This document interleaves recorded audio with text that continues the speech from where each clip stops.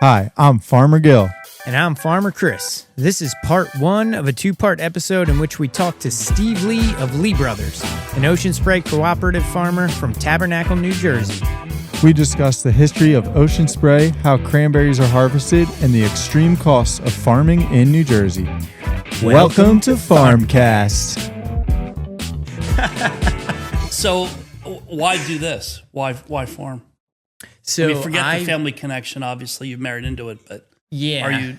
Well, it's hard to kind of remove it because this was my second job in high school. So I started working here in 05. Oh no, probably like 03. Okay. Down at the market, just kind of produce boy. It was kind of like everything at that point. You kind of did everything. And then I worked on and off all through college, and then and then really over the past 10 years since we got married, like I helped Gil with the CSA, I'd help out here and there. But then it was kind of a natural extension as Leah developed Little Farmers, which is like our educational for 3 to 5 years old, 3 to 5 year olds. And then that just kind of spun off into me thinking about things. So it was, it's kind of hard to separate the family aspect, which I like. Good thing. Unless you've been in a family business, I don't think you can really appreciate the challenges it has. Mm-hmm. Yeah, that's You one get that. thing you said in your email response to us is like people who want to get into farming, like the family business isn't for everybody. Because I think it's kind of rare and honestly like special when families get along with each other. It's not many do. That's exactly right. Even the ones that get along don't get along all the time. Yeah, and like it's some families. Oh yeah, we get along with each other, but like you don't want to go work with them. Right. I gotta like see my dad every morning, and then our birthday parties, Christmas.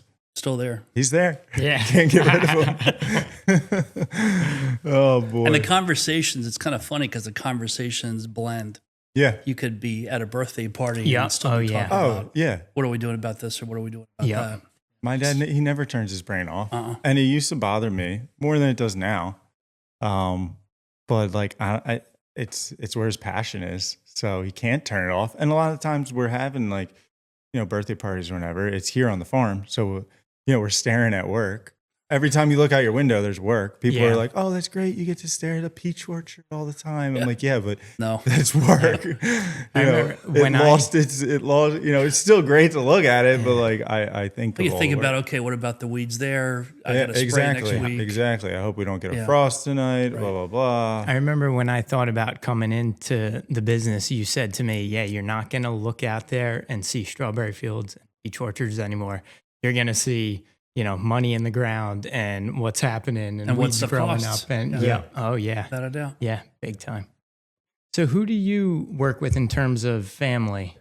What's your... My dad. Yeah. Every day. Yeah. And how long, has he been in cranberries his whole life? He grew up on the farm. He was born in 46 and went to Rutgers, the School of Engineering, and also was in ROTC when he was at Rutgers, and he graduated in 67 from Rutgers and went into pilot training in San Antonio. Oh, wow, really? And was in the Air Force for 5 years and then got out of the Air Force and came home to the farm full time about 1972. Really? And he's been there ever since. He's done a lot of other stuff in addition to the farm, but he's been there since 1972. And I've been working with him full time since 1999. So when your dad came back to the farm, his parents lived there? Yes. Was it... What condition was the farm in then? Was it operating? Oh, it was. It was a blueberry and cranberry operation. We had a pick your own and a retail blueberry business, and we also had a cranberry business. We've been part of the Ocean Spray Cooperative since the early 1950s. When my grandfather got a loan from a organization or a lending arm called Cranberry Credit, which at the time was a lending arm of Ocean Spray, and so he invested in that early on. And so our cranberries have always been part of the Ocean Spray Cooperative. And the blueberry business, it grew, and then it got to the point in the late 80s, early 90s, where it didn't grow, and it was very challenging, and the labor costs were high. And the cranberry business was essentially subsidizing the blueberry business. Okay. And so it just wasn't economically feasible. And so I came on board in 99. I've been there ever since. And so I've seen the blueberry side of it and what we did there, grew up in that. I grew up in the retail market stuff.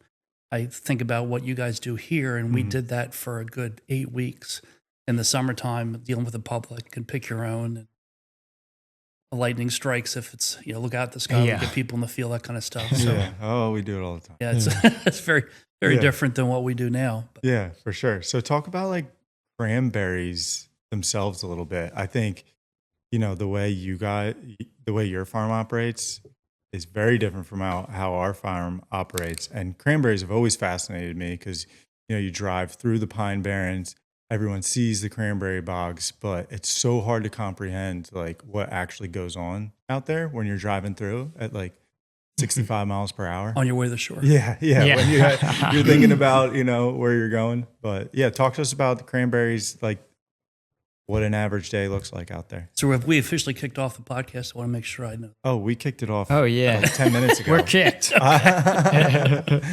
Yeah. So me and Chris actually will go back and we do an intro at the end when we'll summarize. Okay. What we do. So, Okay. So cranberries are one of 3 native North American fruits. okay. Can you tell me what the other 2 are? Blueberries. Mm-hmm. I knew this last. Is it, I'm going to say apples, but I don't think I'm right. Concord grape. Oh, yeah. It's one of Very 3 native interesting. North American fruits. And you'll see cranberries grow native in a lot of parts of the country. They're grown in 5 states, in Oregon, Washington, Wisconsin, Massachusetts, and New Jersey. And the bulk of the cranberries were grown on the East Coast back in the 30s. And the growth of the industry really was pioneered by the development of the brand Ocean Spray. Mhm. And you had a lot of independent growers that were in different states that were competing against each other in the open market for cranberries. And 3 growers, 2 from Massachusetts, 1 from New Jersey, decided, hey, what if we formed a cooperative and worked collectively together? And so we had basically a merging of some companies together to make what we now know today as the Cooperative of Ocean Spray that's been in business since 1930. Wow. And so what that does is it allows, the way the cooperative structure works is it allows farmers to be able to focus on growing the fruit and focus on the farm operations side.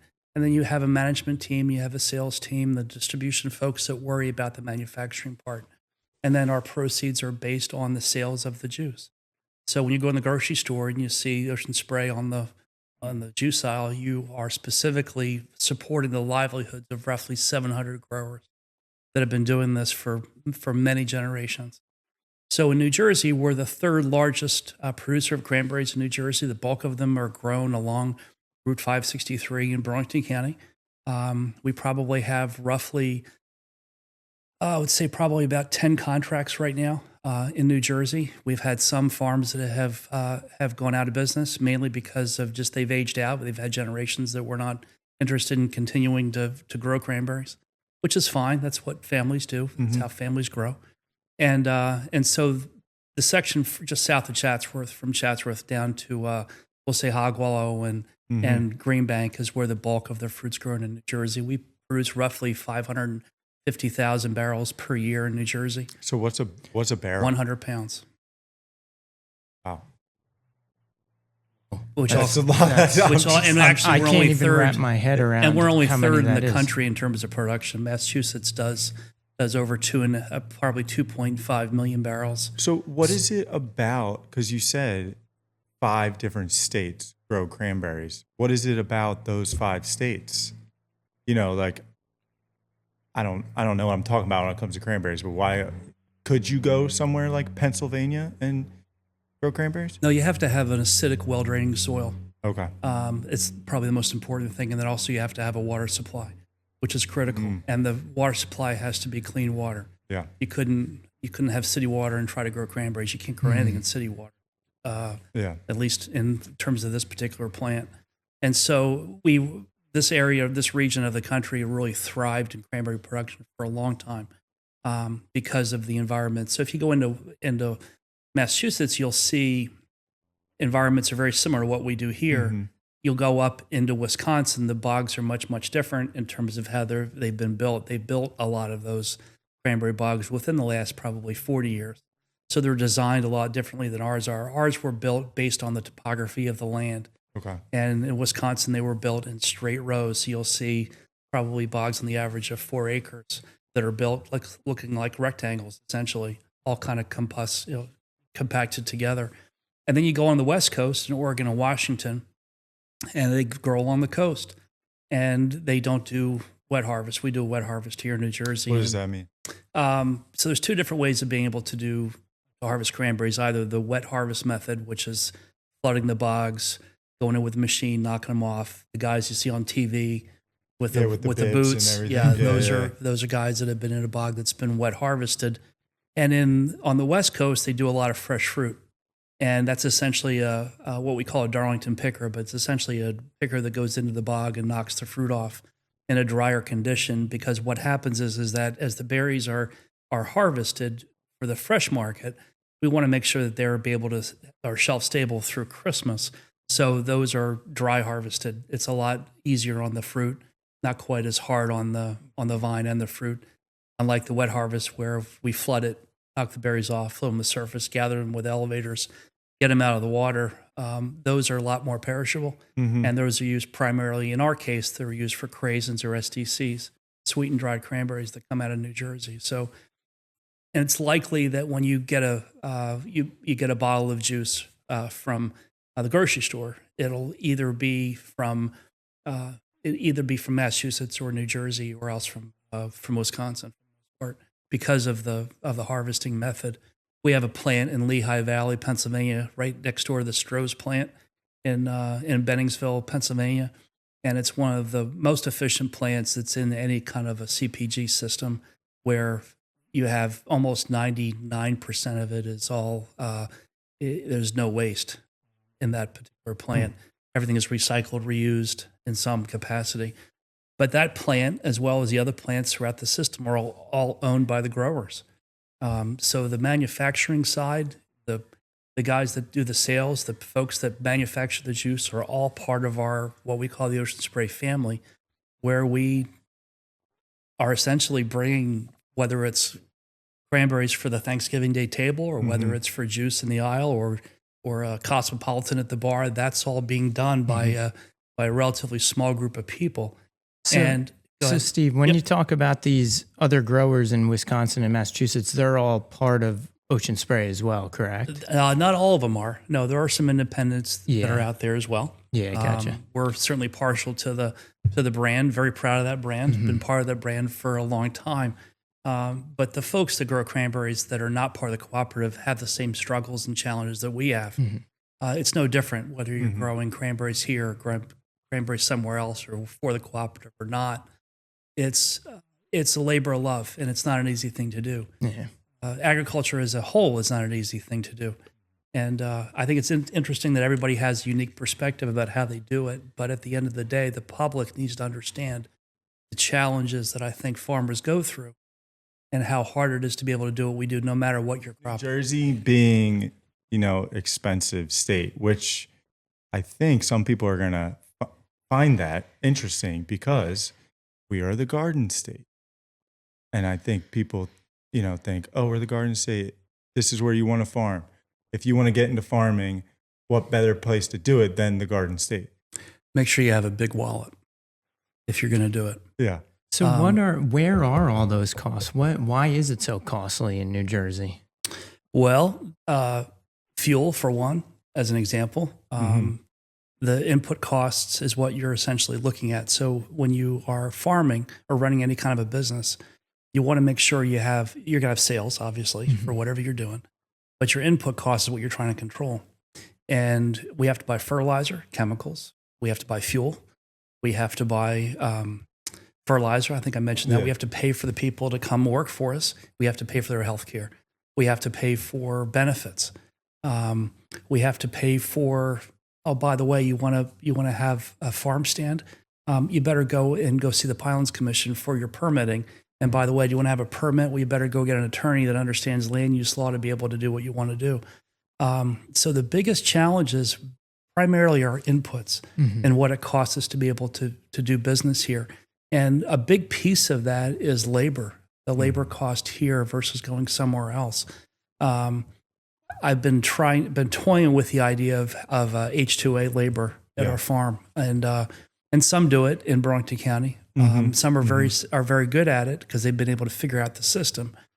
But can you just fill me in? What's H2A? So it's essentially a federal guest worker program where workers come from other countries with a visa that is for agricultural purposes, and you have to sponsor those individuals. Yeah. And there's a lot of farms that do that in Burlington County, but you have to pay for housing, you have to pay them a certain wage, you have to pay for transportation there and back. There's a lot of components to it, and just that alone is a pretty substantial cost in terms of labor. Yeah. By the way, if you're going to have any full-time employees that are there year-round, you have to pay for them too. Yeah. So the thing that's challenging for us in New Jersey is not only the regulatory component, or not only the cost standpoint for what's it cost to do business, but also the regulatory challenges. Not everybody likes farming in New Jersey. We are the Garden State. We're proud of that. It's something that everyone wants to raise a flag about and be excited about, and Jersey Fresh and all that good stuff. But there's a lot of folks that don't want farming next door to their house. They don't want to have to listen to a crop duster at 5 o'clock in the morning. They want to have to listen to an irrigation pump at 3 o'clock in the morning when you have to run for frost. That's why we have right to farm, and that's why the right to farm legislations are very important to be able to give us basically the parameters and give us the freedom to be able to do what we need to do. So you guys done yet? No, we're just getting started. So we have all these costs. We have this oversight at the local level. You mentioned the Pine Barrens Commission, and then at the state level. What do you think we can do to make it easier and less costly to farm in New Jersey? That's a great question. The thing that I think is most important is for the public to have an awareness of what we do and to understand the challenges that we have. But more importantly, lawmakers need to understand what we're doing. Lawmakers need to have an understanding about the challenges that we go through. You have lawmakers that are scattered throughout the state. We have 3 good representatives here that represent us in the 8th District, which is where we are today. And they get it. They're coming from an agricultural part of the state. But if you go into northern parts of the state, in urban areas that don't have much to do with agriculture at all, they don't have any kind of understanding about what we're doing. And it's not their fault. It's just because of logistics and because of a lot of different factors. But it's interesting to look at, and when you get to meet some of these lawmakers that are making decisions based on, they represent their own district, obviously, but they're also representing us at the end of the day. And so it's important, I think, for lawmakers and the public to have an understanding about what we do. I think your family does a phenomenal job in terms of agritourism. I brag about you guys coming from my county, and I think you clearly. My belief is that between here and over at Locust Hall, you guys are top of the pyramid when it comes to agritourism in New Jersey. You've set the bar and show the public how good it can be. And the thing that is important to do is to continue that, to grow that, to develop that as you move forward with your business. And Chris, what you're doing and coming from an educational background and trying to teach the public, that's how we tell our story. Yeah. That's how we are able to then set basically a guideline for the public to understand, okay, this is what these guys go through and what is it we need to do to try to help them and support them. I've kidded with your dad about having a year-round market at the corner down here at the corner, and that's not easy to do. No, not at all. But what it does is it actually brings people on the farm throughout the year, no matter what. They're not just here for pumpkins or for hay rides or the reindeer. Like right now with everything, we talk about, buzzwords and different stuff, going on social media, news and everything. And one of the things that, we feel, as farmers, and Chris and I were talking about this morning, we feel responsible for educating the public, whether we should feel that way or not. I just feel like there's so much negativity thrown our way sometimes from people that don't really know. And that's one of the main reasons we're doing what we're doing here, is because we want to, educate people as to how we do what we do. And we are taking care of the land. We may not be throwing these buzzwords around all the time and putting 15 different descriptions on a label, but that doesn't mean we're not doing it. You know what I mean? Like, so yeah, the general public, and that has a lot to do with the challenges of New Jersey being as populated as it is like a double-edged sword. Like on the good side, it's a lot of customers. It's great. Like there's really no matter where you are in New Jersey, with the exception of a couple areas, you have a lot of customers right around the corner from your farm. Mm-hmm. But at the same time, that's a lot of people, it only takes a couple people that don't want you there to really, affect negatively how you're doing what you're doing. For sure. Look for part 2 of our discussion with Steve Lee, in which we discuss Steve's many roles as public servant, the ongoing legacy of the Lee family, and the many agricultural innovations that have come out of the cranberry industry.